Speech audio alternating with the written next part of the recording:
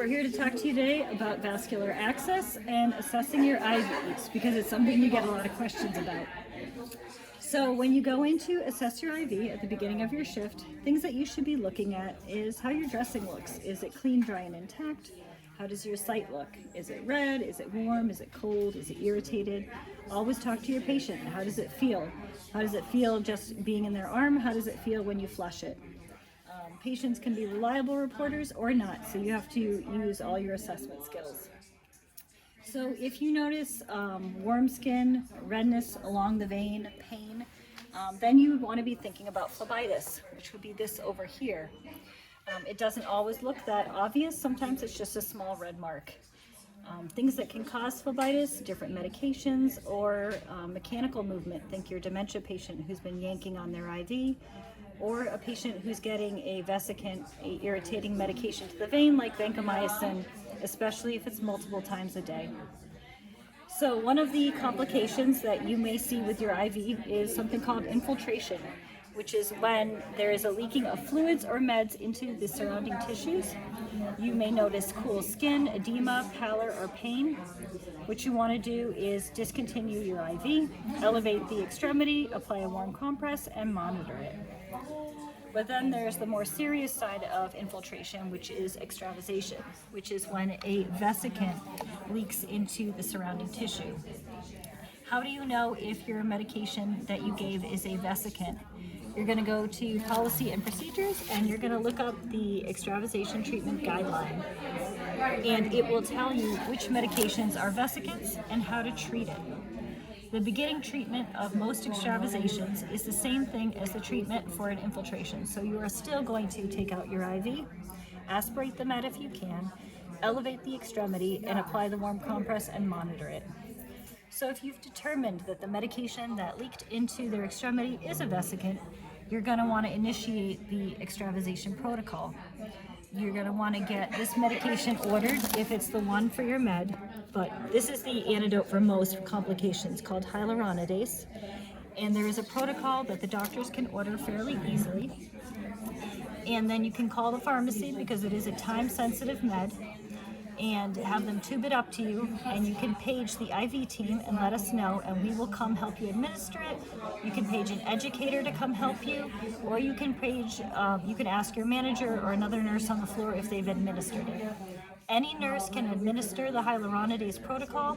You just have to be comfortable doing it. So if you've never done it, we are happy to walk you through it.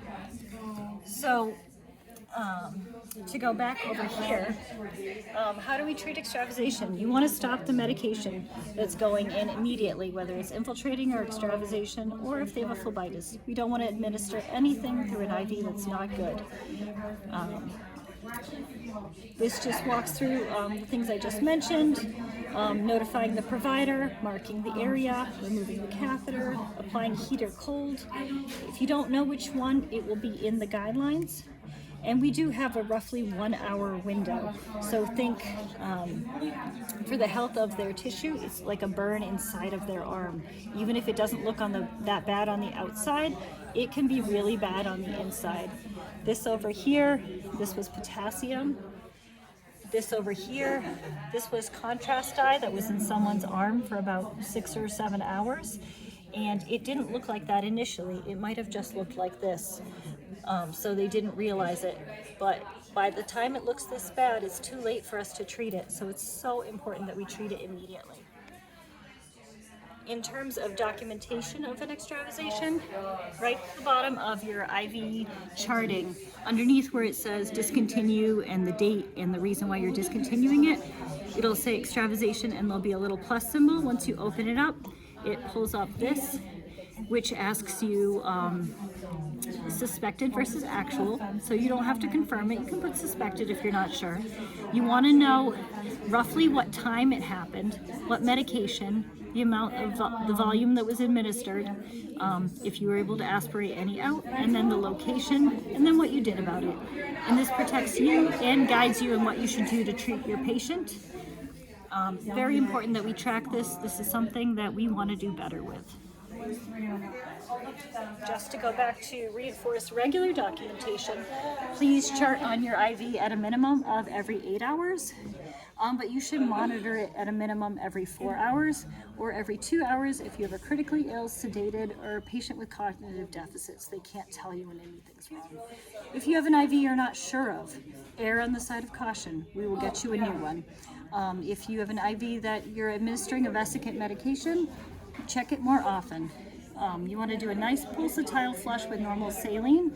Stop, stop, start, stop, start, and flush gently. You may get blood return, you may not. That's not a deal breaker. But if you are giving a vesicant, it's better to have blood return because you want to have good blood flow around your catheter. If you had blood return and then you lost it, that's a concern. Especially if you're giving a vesicant, because why don't you have it when you had it? When in doubt, you can give us a call and we're happy to teach and talk about it. This is just the signs of infiltration and extravasation, from no symptoms all the way to the most severe. Some of the most common vesicants that we will administer. Make sure you check your drips. I know sometimes we forget about it, we just eyeball their arm, but it is important to actually flush and assess your medication drips, especially things like amiodarone that are a vesicant. And of course, always be careful with contrast dye and vancomycin and some of the other tough antibiotics. And that's it. Feel free to page your friendly IV team.